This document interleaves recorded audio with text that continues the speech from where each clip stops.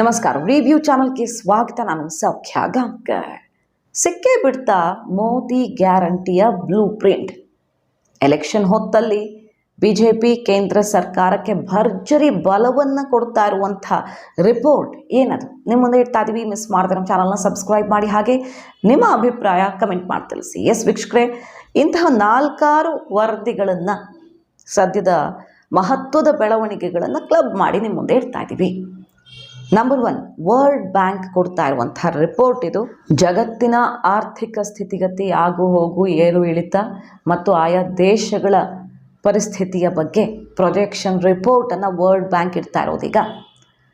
ಇದರ ಪ್ರಕಾರ GDP ಈ 2024ರಲ್ಲಿ 6.4% ಅಂತ ಪ್ರೊಜೆಕ್ಷನ್ ಕೊಡ್ತಾ ಇರೋದು. 2025ರಲ್ಲಿ 6.5%. ಸೊ ನಿರಂತರವಾಗಿ ಭಾರತ ಅಭಿವೃದ್ಧಿಯನ್ನು ಹೊಂದುತ್ತಾನೆ ಹೋಗುತ್ತೆ, ಗ್ರಾಫ್ ಏರ್ತಾ ಹೋಗುತ್ತೆ ಮತ್ತು ಫಾಸ್ಟೆಸ್ಟ್ ಗ್ರೋಯಿಂಗ್ ಮೇಜರ್ ಎಕನಾಮಿ ಈ ಪಟ್ಟವನ್ನು ಉಳಿಸಿಕೊಳ್ಳಲಿದೆ ಅಂತ ವರ್ಲ್ಡ್ ಬ್ಯಾಂಕ್ ಹೇಳ್ತಾ ಇದೆ. 2023 ಈ ವರ್ಷದಲ್ಲಿ 6.3% ಪ್ರೊಜೆಕ್ಷನನ್ನು ಕೊಟ್ಟಿತ್ತು ವರ್ಲ್ಡ್ ಬ್ಯಾಂಕ್. ಈಗ 6.4 ಮತ್ತು 6.5 ಅಂತ ಕೊಡ್ತಾ ಇರೋದು 24-25ರ ಆರ್ಥಿಕ ವರ್ಷಕ್ಕೆ. ಈಗ ಗೌರ್ಮೆಂಟ್ ರಿಲೀಸ್ ಮಾಡಿರುವಂಥ ಡೇಟಾ, ಅಡ್ವಾನ್ಸ್ ಎಸ್ಟಿಮೇಟ್ ನಂಬರನ್ನು ನೋಡಿದ್ರೆ 7.3% ಅಂತ ಕೊಡ್ತಿದ್ದಾರೆ. ಗೌರ್ಮೆಂಟ್ ಕೊಡ್ತಿರೋ ನಂಬರ್ ಇಷ್ಟು ಇರುತ್ತೆ ನಮ್ಮ ಗ್ರೋತ್ ಅಂತ. ಸೊ ವರ್ಲ್ಡ್ ಬ್ಯಾಂಕ್ ಕೊಡ್ತಾ ಇರೋದಕ್ಕಿಂತನೂ ಬಹಳ ಉತ್ತಮವಾಗಿದೆ ನಂಬರ್ಸ್. ಆರ್ಥಿಕವಾಗಿ ನಮ್ಮ ಪ್ರಗತಿ ಅನ್ನೋದನ್ನು ಗಮನಿಸಬಹುದು ಇಲ್ಲಿ. So world bank good news ಕೊಟ್ಟಿದೆ. ಈ ವರ್ಷ ಮತ್ತು ಬರುವ ವರ್ಷ ಕೂಡ ಭಾರತ ಅತಿ ವೇಗವಾಗಿ ಬೆಳವಣಿಗೆ ಹೊಂದುತ್ತೆ ಅಂತ. ಇಡೀ ಜಗತ್ತಿನ ಪರಿಸ್ಥಿತಿ ಹೋಲಿಕೆ ಮಾಡೋದಕ್ಕೆ ಹೋದರೆ 2024ರ ವರ್ಷ ಮಾಡರೇಟ್ ಆಗಿರುತ್ತೆ. 25ರಲ್ಲಿ ಸ್ವಲ್ಪ ಜಾಗತಿಕವಾಗಿ ಬೆಳವಣಿಗೆ ಚೆನ್ನಾಗಾಗುತ್ತೆ. ಚೀನಾದ ನೋಡೋದಕ್ಕೆ ಹೋದರೆ ಇಳಿಮುಖವಾಗಿದೆ. 4.5% ಇಳಿಮುಖ ಆಗುತ್ತೆ ಅದರ ಬೆಳವಣಿಗೆ 2024ರಲ್ಲಿ.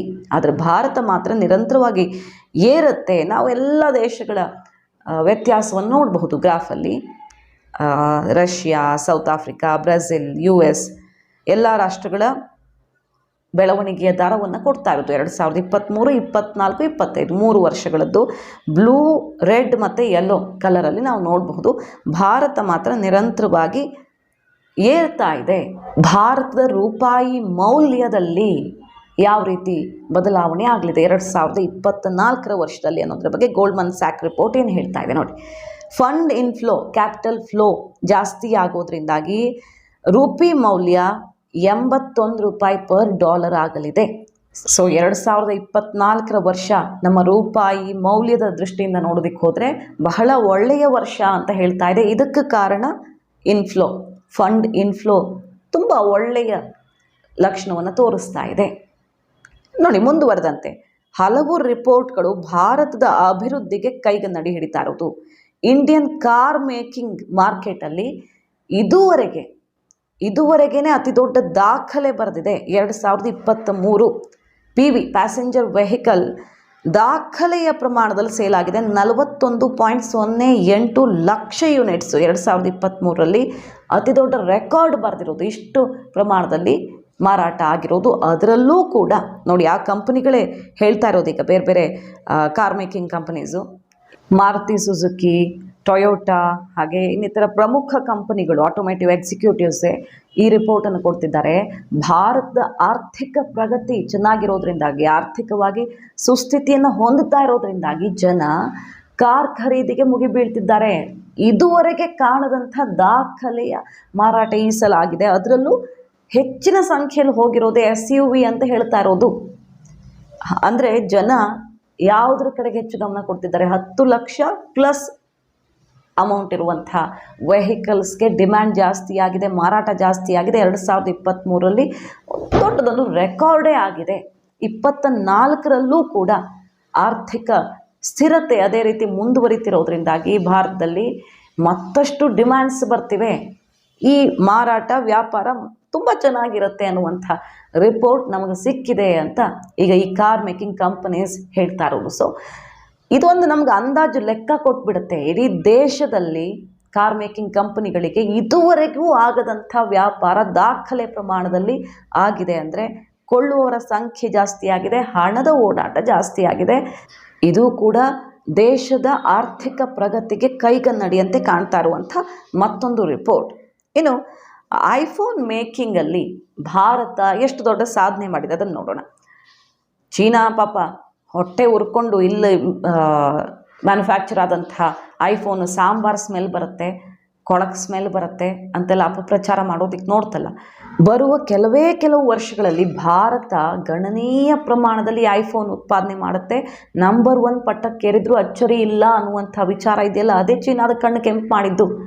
ಅದರ ನಡುವೆ ಈಗ ಸಿಗ್ತಾ ಇರುವ ಅಂಕಿಅಂಶಗಳು 1,00,000 ಕೋಟಿ ಮೌಲ್ಯದ ಐಫೋನ್ಸ್ ಪ್ರೊಡಕ್ಷನ್ ಆಗಿದೆ ಈ ವರ್ಷದಲ್ಲಿ, ಅಂದರೆ 2023ರ ವರ್ಷದಲ್ಲಿ. ಮತ್ತು ಅದರಲ್ಲಿ 65,000 ಕೋಟಿ ಮೌಲ್ಯದ ಐಫೋನ್ಸು ಎಕ್ಸ್ಪೋರ್ಟ್ ಆಗಿದೆ.